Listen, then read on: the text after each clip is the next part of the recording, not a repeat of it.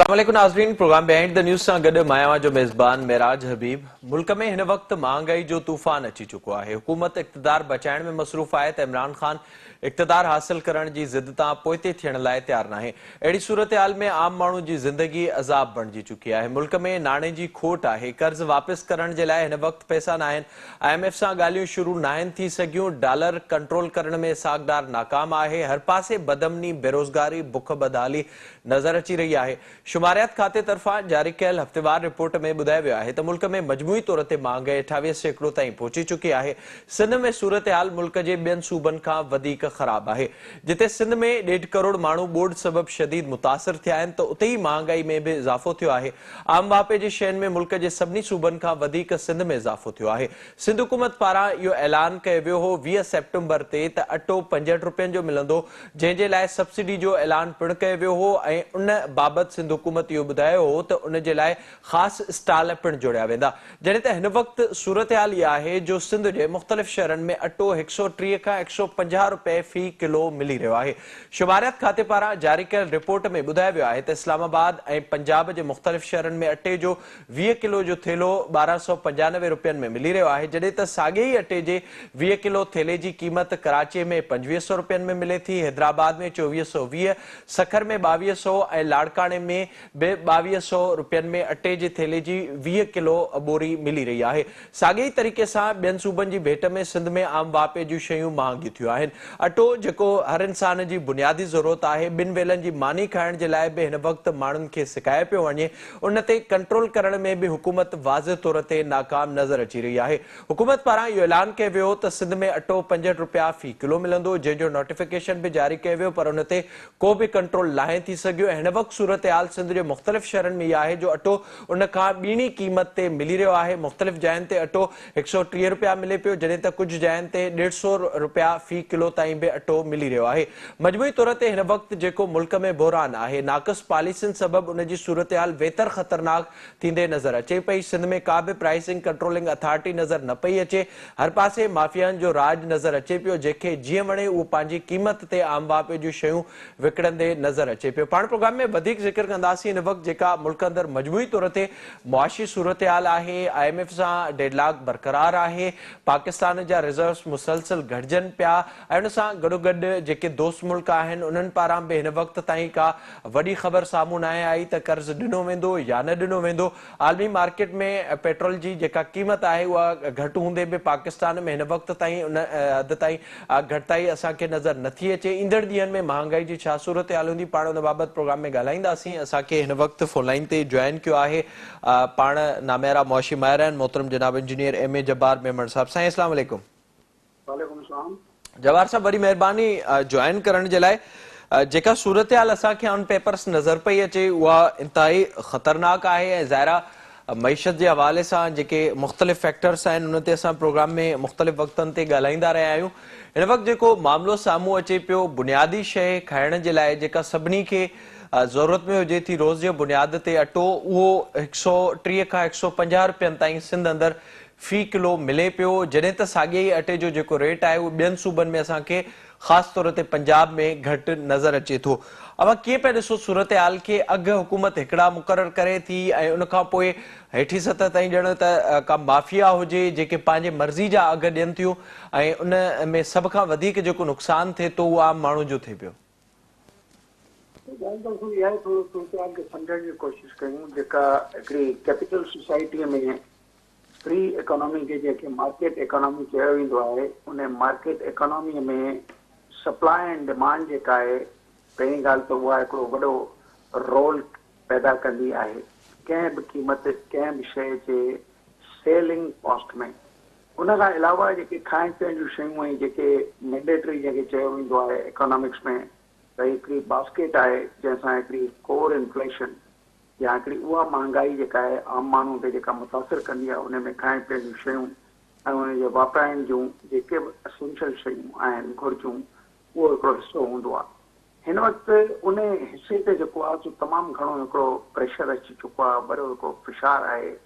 उन जे पोयां जीअं तव्हां ॻाल्हि शुरू कई अटे जी, त जेके स्टेबल शयूं माण्हू हिन मुल्क में ॻाल्हियूं कयूं जेकॾहिं हिकिड़े आम माण्हू जूं, उन जी ज़रूरतुनि में अटो आहे, उन ज़रूरत में चांवर आहिनि, उन ज़रूरत में घी आहे, उन ज़रूरत में जेके बि शयूं हिकिड़े खाद खुराक में इस्तेमालु थींदियूं आहिनि, टमाटे खां वठी बसरनि तां वठी ऐं ॿियूं जेके शयूं आहिनि उन जे हिकिड़े किचन यानी खाइण पीअण जे हवाले सां जेके ज़रूरी अज्जा आहिनि जेके शामिल थींदा आहिनि। पर जेकॾहिं गोश्त जी ॻाल्हियूं कयूं त उन्हनि जी जेके प्राइज़िस आहिनि उहे सिर्फ़ु 2 ऐं 3 हफ़्तनि जे विच में ॾिसूं वेठा त 15 खां वठी 17 सैकड़ो बल्कि हाणे त 20 सैकड़ो टच कनि वेठूं। जेका तव्हां ॻाल्हि कई bureau of statistics weekly statements जेके जारी कया आहिनि उन सॼे लिस्ट खे ॾिसी करे हिकिड़ा जेकॾहिं असां मल्टीप्लिकेशन फैक्टर्स ऐं परसेंटेजिस कढूं त 15 खां वठी 20% जेके आहिनि से 2 ऐं 3 हफ़्तनि जे विच में जेको आहे सो क़ीमतुनि जे हिकिड़ो जे चाल में असां ॾिठो आहे त उहो फ़र्क़ु अची चुको आहे। माना शयूं महांगाई पई थी थियनि ऐं इन्फ्लेशन जी फिगर पाण जेका आहे सा उहा जेका आहे सा मथे वञे वेठी। हाणे इन सॼे सूरत हाल में उन जा असबाब कहिड़ा आहिनि, केतिरे हद ताईं कंट्रोल थी सघे थो।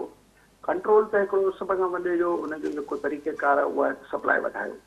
सप्लाई किथां वधे, अटे जी ॻाल्हि करे वठूं त सप्लाई जेका आहे सा हिन वक़्तु स्टॉक आहे, सिंध गवर्नमेंट वटि तमामु वॾो हिकिड़ो जेको स्टॉक आहे उन्हनि हवाले सां चयो पियो थो वञे त उन स्टॉक में जेको बि सिंध गवर्नमेंट हिकिड़ो सब्सिडाइज़ रेट्स ते जेका रिलीज़ करे वेठी, जीअं तव्हां हिते 150 जी ॻाल्हि कई त उहा तक़रीबन 65 रुपए ते अची पए थो। जेकॾहिं असां उहा वीट जेका रिलीज़ थिए उनजी जेका कॉस्ट आहे होलसेल में उहा सम्झो अधु ते वञी पहुचंदी। पर हाणे उहा जेका रिलीज़ थिए वेठी उनजो जेको अंग अखर जेको आहे सो जेको साम्हूं अचे वेठो उन अंग अखर जे साम्हूं जेके फ्लोर मिल जा मालिक आहिनि उहे चवनि था इहे अधु खां बि घटि जेका आहे सा वीट जी सप्लाई आहे इन रेट ते जंहिं हुकूमत एक्सपेक्ट करे थी त इनखे जेको आहे सो घटि रेट ते विकियो वञे, जेको पॉसिबल कोन्हे। छाकाणि मिक्स इकोनॉमी में कुझु शयूं तव्हां मार्केट मां पिया था वठो, जीअं थोरी देरि लाइ असां ॻाल्हियूं कयूं त 10,000 रुपया जेके आहिनि से उनखे जेकॾहिं 100 किलो सां असां डिवाइड कयूं, जेकॾहिं उनजी बेस ते का अॻिते हली का अटे जी क़ीमत ठहंदी त उहा बिल्कुलु तव्हां सही पे कई त 130 खां हाणे क्रॉस करे 150 ते अचे वेठी। हाणे इहो सॼो सिलसिलो उहे बि ग़लति आहे, छाकाणि इन सॼे सिलसिले में कंट्रोल करणु इन करे मुश्किल आहे त अधु शयूं जेकॾहिं फ्री मार्केट इकोनॉमी मां ख़रीद कयूं थियूं वञनि, इनखे ईअं चइबो त होल्डिंग। ज़ख़ीरा अंदोज़ी जेका आहे सा पाकिस्तान जे सॼे हिकिड़े सिस्टम में हिकिड़ी मां चवंदुसि त तमामु हिकिड़ी ख़राबु ॻाल्हि आहे। इनखे चवण पर लॻे थो त इहो कल्चर जो ऐं मुनाफ़िक़ोरी जो ऐं वधीक पैसा कमाइण जो हिकिड़ो कल्चर थींदो थो वञे। हाणे इन कल्चर में हिकिड़ी ॻाल्हि हूंदी आहे वॉलंटियर, पंहिंजो पाण जेको आहे सो माण्हू एथिकली मॉरली पाण खे सम्झे त इहो कमु न थियणु खपे, या त हुकूमत जेका आहे सा पंहिंजे ज़ोर ते इन्हनि शयुनि खे कंट्रोल करे। हुकूमत जी वॾी मशीनरी आहे, ॾिसो पाण में न पर जबर साहब ज़ाहिर ही जेके सभु फैक्टर्स तव्हां ॿुधायो था उहे असां ॾिसूं था ज़ख़ीरा अंदोज़ी खां वेंदे हुकूमतूं सब्सिडीज़ ॾियनि थियूं ऐं बाज़ाब्ता तौर ते नोटिफिकेशन आहे हुनजे लाइ सेंटर क़ाइमु करण जो चयल आहे। या उनखां अलावा हिकु जेको वॾो फैक्टर आहे उहो असां इहो बि ॾिसूं पिया प्रोडक्शन उन लेवल जी नथी थिए, मौसमियाती तब्दीलियुनि जे करे असर पिया आहिनि, आबादी वधी आहे, इहे सभु फैक्टर्स पंहिंजी जाइ ते।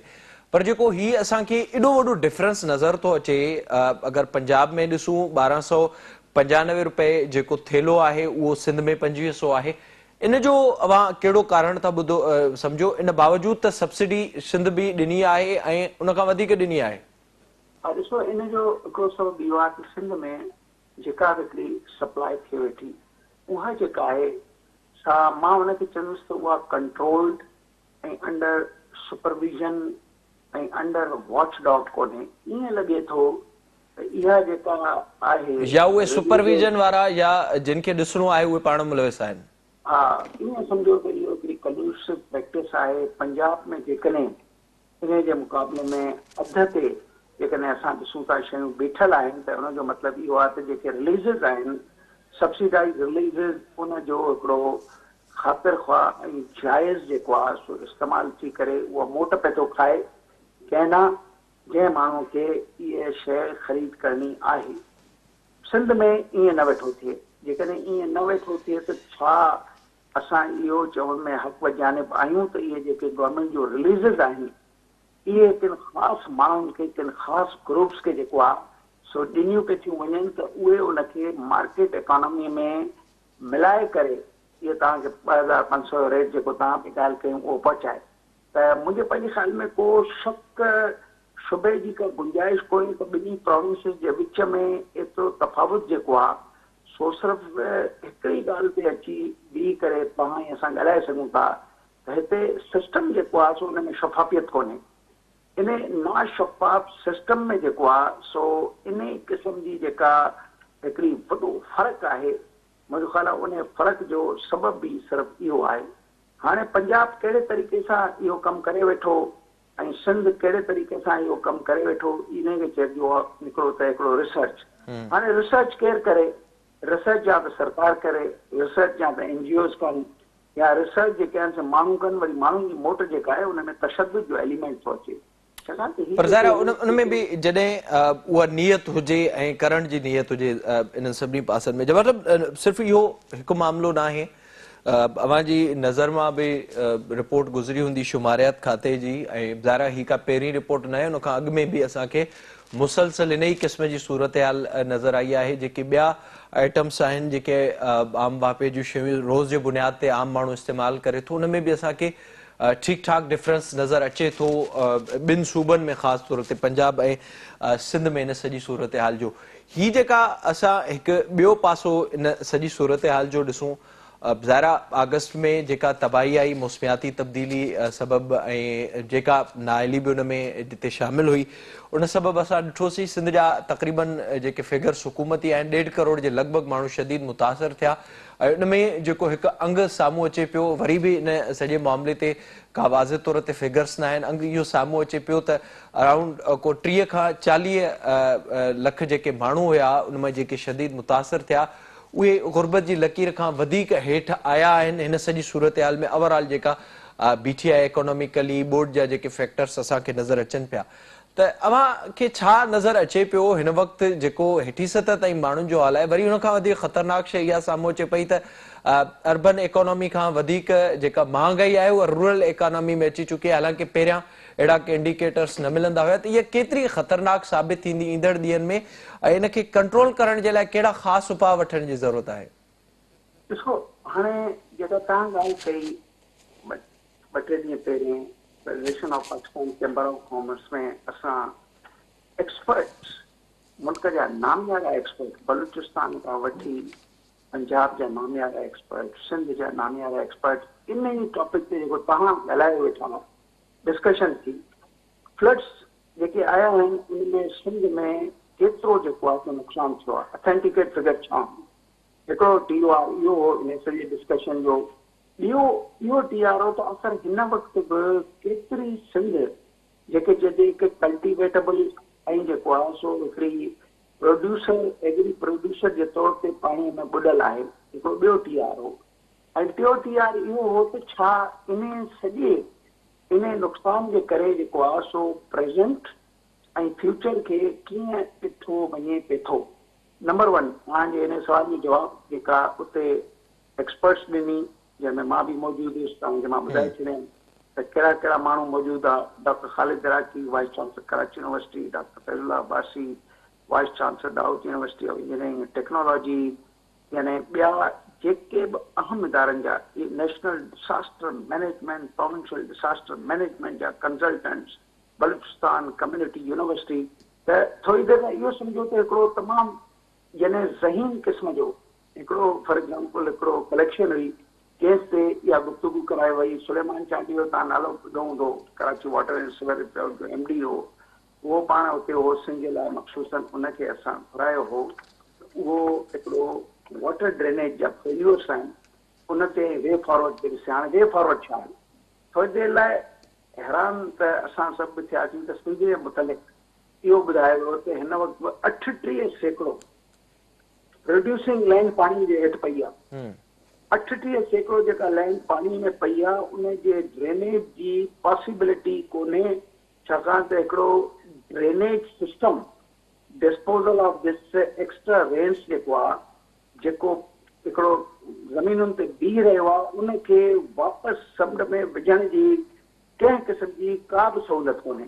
हाणे थोरी देरि लाइ जेकॾहिं असां इहो चओ त इन्हनि माण्हुनि जा घर ॿिया, इन इलाइक़े में माण्हुनि जा जानवर ॿिया, इन इलाइक़े में माण्हुनि जी रोज़ी बई, ऐं इन इलाइक़े में ईंदड़ ॾींहंनि में इन्हनि जी रोज़ीअ ते वॾो असरु पवंदो। जंहिंखे चइजे जेका तव्हां ॻाल्हि कई गुरबत जे लीक खां हेठि विया आहियूं, जेके आहियूं घटि में घटि इहे माण्हू जेके आहिनि से उन सतह खां बि हेठि हलिया वेंदा, जेके एब्सोल्यूट पॉवर्टी जे हिसाब सां असां चवंदा आहियूं।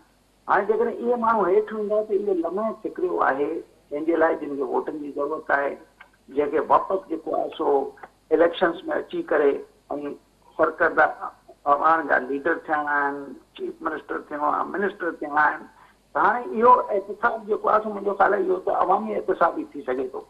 पर हाणे अवामी एहतिसाब खां वधीक इन ॻाल्हि ते मुंहिंजो ख़्यालु आहे असां इसरार कयूं त आख़िर इन्हनि सभिनी खे अञा ताईं बि क्वांटिफिकेशन जेका आहे सिंध जे चीफ मिनिस्टर सां जॾहिं वर्ल्ड बैंक ऐं एशियन डेवलपमेंट बैंक वारा ॻाल्हाइनि था त उहे सिंध जे चीफ मिनिस्टर खे इहो चवनि था त असांखे एग्ज़ैक्टली क्वांटिफाई करे ॾियो त केतिरो नुक़सानु थियो आहे, ऐं इहो ॿुधायो त इन नुक़सान खे जेको आहे सो रिड्यूस करण लाइ जेके बि रिहेबिलिटेशन जा बहालकारीअ जा इक़दामात कया वेंदा उहे कहिड़े तरीक़े कार सां हूंदा, उन्हनि जी कॉस्ट ऑफ इकोनॉमिक्स छा हूंदी, ऐं उन्हनि में टाइम फ्रेमवर्क छा हूंदो वापसि भरण में, त जेके मल्टीलैटरल कसील जहती इदारा आहिनि उहे सोचे सघनि त आख़िर असांखे केतिरा पैसा मिलणु खपनि। एज़ ऑफ लेटेस्ट मुंहिंजे पंहिंजे ख़्याल में अञा ताईं का अहिड़ी ॻाल्हि जेका आहे सा न थी आहे। जेकॾहिं थिए हा त पोइ उन सभ खां पहिरें IMF जेका आहे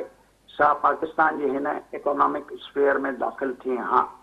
ज़ाहिर बिल्कुल बिल्कुल मां दुरुस्त पिया चओ, ये सभु मामला हिन वक़्तु साम्हूं अचनि पिया। वॾी महिरबानी जब्बार साहब, प्रोग्राम में वक़्तु ॾियण जे लाइ। ज़ाहिर ही इंतहाई अहम मौज़ू हो ऐं ही हिन वक़्तु जेको आम माण्हू जो सभ खां वॾो मसइलो आहे, बुनियादी मसइलो आहे, उहो आम मापे जूं शयूं आहिनि जेके रोज़मर्रा जी ज़िंदगी में इस्तेमालु थियनि पियूं। उन में जेको इज़ाफ़ो मुसलसल थिए पियो ऐं अटे जी क़ीमत में जेको इज़ाफ़ो थियो, हिन बाबति पाण प्रोग्राम में ॻाल्हायोसीं। हिते हिकु ॿिए जेको क्राइसिस आहे उन बाबति पाण प्रोग्राम में ॻाल्हाईंदासीं ऐं दहशतगर्दी जी लहर जंहिंमें इज़ाफ़ो थिए पियो, हिन बाबति ॻाल्हाईंदे वक़्तु ब्रेक जो असां सां गॾु।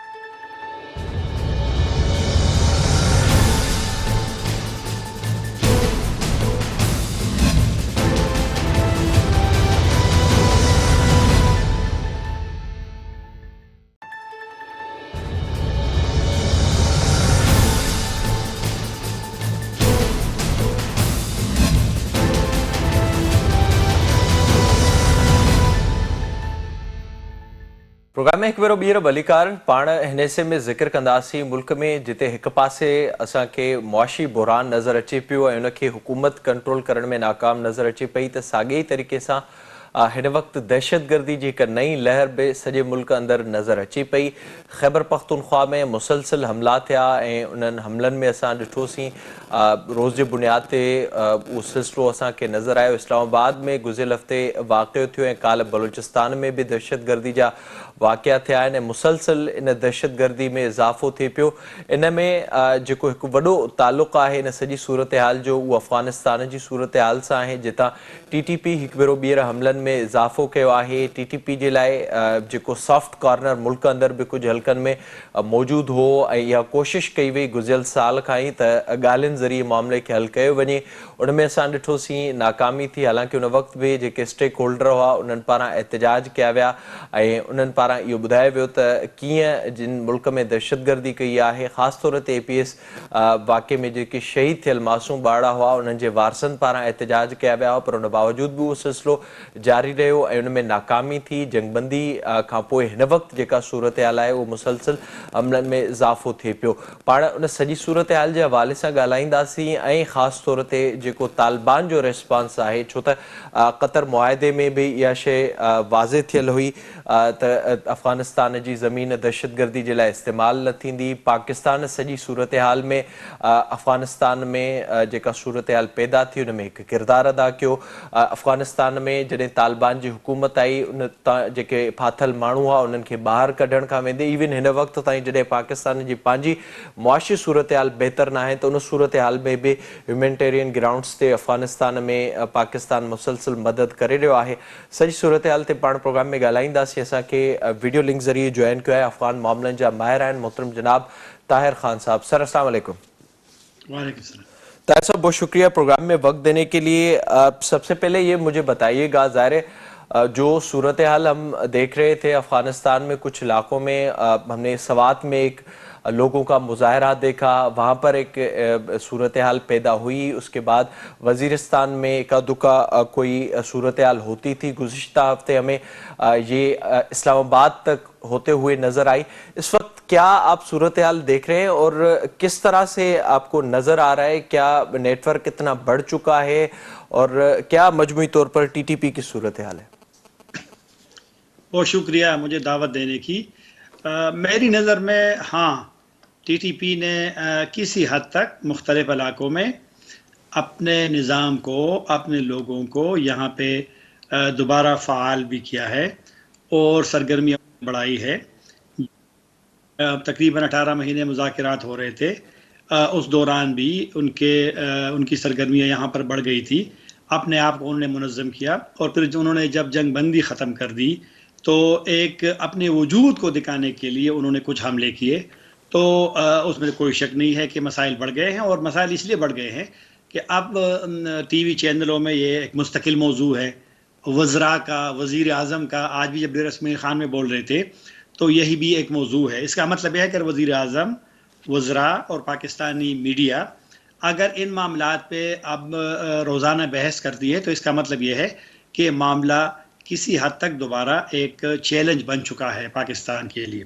मेरे ख्याल में इसकी तहकीकात होनी चाहिए कि टीटीपी को जब वापस उनके 450 तक के लोगों को वापस आने दिया और उनको कहा गया था कि वो घरों में चले जाएं, आराम से ज़िंदगी गुजारें, लेकिन बजाय घरों में जाने के वो पहाड़ों पे चले गए, उन्होंने बंदूक उठा लिया और अब ये सूरत हाल जो बन गई है। तो इनकी भी तहकीकात होनी चाहिए कि जब मुज़ाकरात में टीटीपी की वापसी तो एक मौजू था, एजेंडे में बिल्कुल था, लेकिन जब तक मुआहिदा नहीं हुआ, जंग बंदी भी ख़त्म हो गई, तो उनको किसने इजाज़त दी थी, किन शराइत पे इजाज़त दी थी, इनकी भी तहकीकात होनी चाहिए। और जो नई हिकमत अमली अब टीटीपी ने कर दी है कि खैबर पख्तूनख्वा के अलावा बलूचिस्तान में आज भी उन्होंने जिम्मेदारी कबूल की है। और आपको याद होगा कि कुछ तकरीबन 2-3 हफ्ते पहले भी जब वो क्वेटा के करीब धमाका हुआ था पुलिस गाड़ी पे, तो उसकी भी उन्होंने की है। तो बलोच ग्रुप्स अलग हो गए, टीटीपी अलग हो गई है। तो मेरे ख्याल में सिक्योरिटी चैलेंजेस पाकिस्तान के लिए बढ़ गए हैं। ताहिर साहब इसमें मुझे ये बताइएगा, ज़ाहिर एक हमने पूरा एपिसोड पाकिस्तान के अंदर देखा है, हज़ारों लोग उसमें शहीद हुए, अरबों डॉलर का पाकिस्तान को नुकसान हुआ, और एक बड़े सिलसिले के बाद हमने ये सूरत हाल देखी। बिलाखिर ये फैसला किया कि अब नेशनल एक्शन प्लान बनाया जाए और किसी भी तरह की मुल्क में इंतहा पसंदी और दहशतगर्दी को कबूल नहीं किया जाएगा। आपको इस पूरे सिनारियो के अंदर क्या अनासर नजर आ रहे हैं? वहां से लेकर जहां से ज़ाहिर मुआहदा हुआ, एक सॉफ्ट कॉर्नर मौजूद था, यहाँ पर हमने देखा ऐसे लोग भी थे जो डिफ्रेंशिएट ही नहीं कर रहे थे अफगानिस्तान में तालिबान को और टीटीपी को। वो कह रहे थे कि वो उनसे बिल्कुल अलग है। तो इस वक्त जो सूरत हाल है, खासतौर पर उस हवाले से एक तो मुझे वो बताइएगा, साथ ये भी ऐड कीजिएगा कि इस पूरी सूरत हाल में तालिबान का क्या रिस्पॉन्स है जो अफगानिस्तान में बैठे हुए हैं। अगर पहले तालिबान के रिस्पांस पे चले जाएं, तालिबान अफगानिस्तान में उन्होंने अपने लिए मुल्क के अंदर इतने मसाइल पैदा किए हैं, सिक्योरिटी के इश्यूज भी है, और अभी जो रोज़ाना एक फ़ैसला करते हैं, कभी ख़वातीन काम से रोकना, कभी यूनिवर्सिटियों में तालीम को रोकना, तो उन्होंने इतने मसाइल पैदा कर लिए कि वो अफगानों से भी अलग थलग हो रहे हैं, दुनिया से भी हो रहे हैं, पड़ोसियों से भी हो रहे हैं। तो उनका फोकस जो है आप अपने मामलात पे, न कि पाकिस्तान के टीटीपी पे मुज़ाकरात आपके लिए दोबारा करना और उनको रोकना। तो ये हमारे लिए चैलेंज है। दूसरी बात यह है कि टीटीपी को अब अफगानिस्तान में एक अच्छा माहौल मिला है, उनको ड्रोन का ख़तरा अमरीकियों का नहीं रहा, अशरफ गनी की हुकूमत की तरह उनके खिलाफ ऑपरेशन का अब ख़तरा नहीं रहा। वो तकरीबन सारे जेलों में थे गुज़िश्ता हुकूमतों में, अब वो बाहर है, पहाड़ों से वो अब आगे शहरों में, एक शहर से दूसरे शहर जा सकते हैं। पहले से वो मुनज़्ज़म है, असलहा उनके पास ज़्यादा गया है, तरबियत उनकी ज़्यादा है अब माजी की निस्बत। आपको लकी मरवत का वाक़या याद होगा, कोई 2-3 हफ्ते पहले जब पुलिस पे हमला हुआ तो 6 पुलिस वाले शहीद हो गए, लेकिन पुलिस वालों को मौका ही नहीं मिला कि वो फायर रिटर्न करे, हमला करे। तो इससे लगता है कि उनकी तरबियत भी ज़्यादा हो गई है।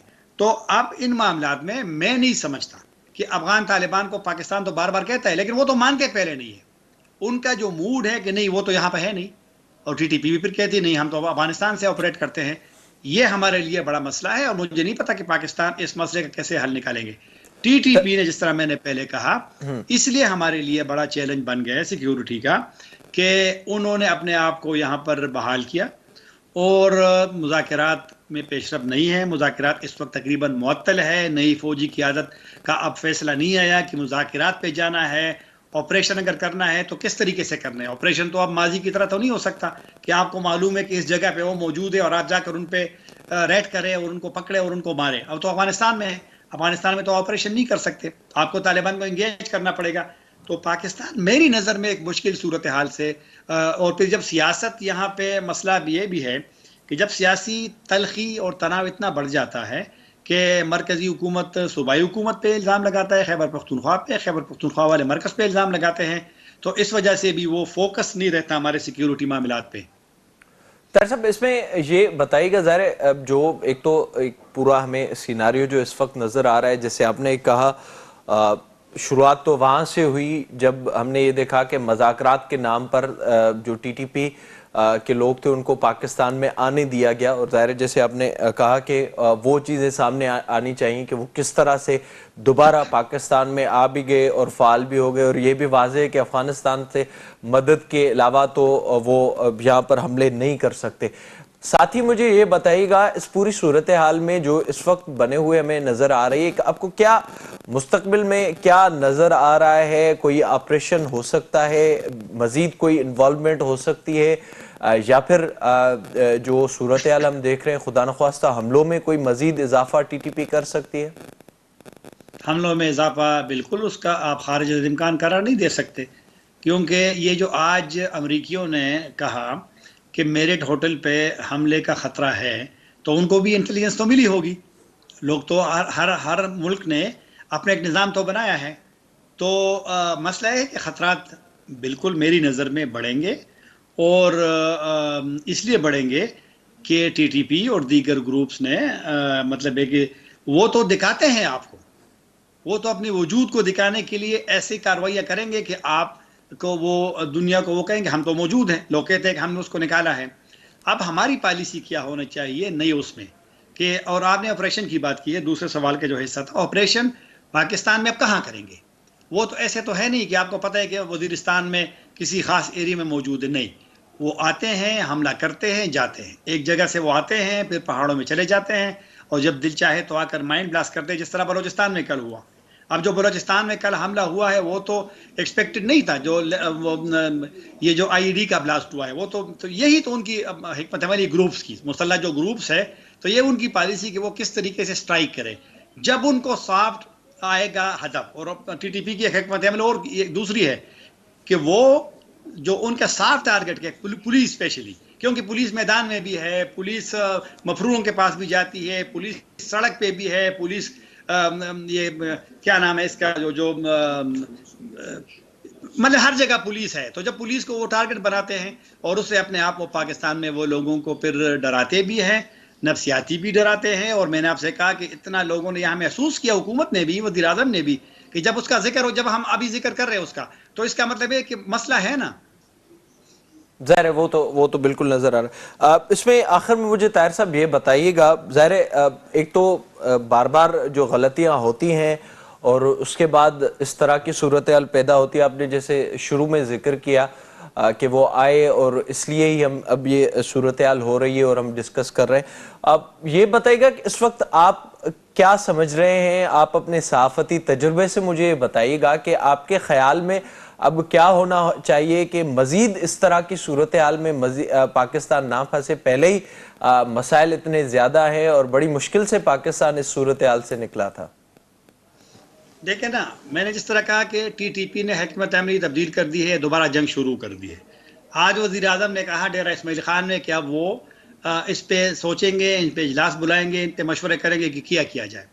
यही अब इम्तिहान है कि किस तरीके से जाना है। नई फौजी क़यादत ने क्या फ़ैसला करना है, मुज़ाकरात पे दोबारा जाना है, बहाल करने हैं, या टारगेट ऑपरेशन शुरू करना है, अफ़गान तालिबान पे कितना दबाव डालना है। तो लिहाजा ये अब सवालात है कि जिनका हमारी हुकूमत ने हमारे इदारों में जवाब देना है, लेकिन अवाम को जवाब देना चाहिए कि टीटीपी वापस क्यों आ गई, क्योंकि टीटीपी का तो ये था कि वो ख़त्म हो गए हैं, अफगानिस्तान चले गए हैं, कमज़ोर हो गए हैं, लेकिन अगर कमज़ोर नहीं हुए दोबारा बहाल हो गए तो यही तो हमारे स्ट्रेटेजी है ना कि क्या करना है। ये इन अब सोचना है नई क़यादत ने, फ़ौज ने भी और नई हुकूमत ने। एक और बात कि ये जो सियासत होती है ना मरकज़ की और सूबे की और फिर पीटी, इमरान खान साहब ने कहा कि 50% इजाफा हुआ है दहशतगर्दी में, बिल्कुल ठीक है, लेकिन इसका मुकाबला कैसे की जाए, इस पे इकट्ठा होना चाहिए। बहुत शुक्रिया आपका ताहिर खान साहब प्रोग्राम में वक्त देने के लिए। Thank you so much. जेका हिन वक्त सूरत हाल है मुल्क अंदर, जिते एक पासे असांखे मुआशी बहरान नज़र अचे पियो, उते ई दहशतगर्दी जे हमलनि में इज़ाफ़ो थी पियो आहे ऐं टीटीपी हिकु वॾो ख़तरो थी हिकु भेरो ॿीहर पाकिस्तान अंदरि उभरी रही आहे। अफ़गानिस्तान में गुज़िरियल साल जॾहिं तालिबान जी 15 अगस्त ते हुकूमत आई त उन वक़्त जे वज़ीर आज़म इमरान ख़ान समेत जेके उन वक़्तु PTI जी जेका काबीना हुई उन पारां बि ख़ुशियूं मल्हायूं वियूं, ख़ुशियुनि जो इज़हार कयो वियो हो।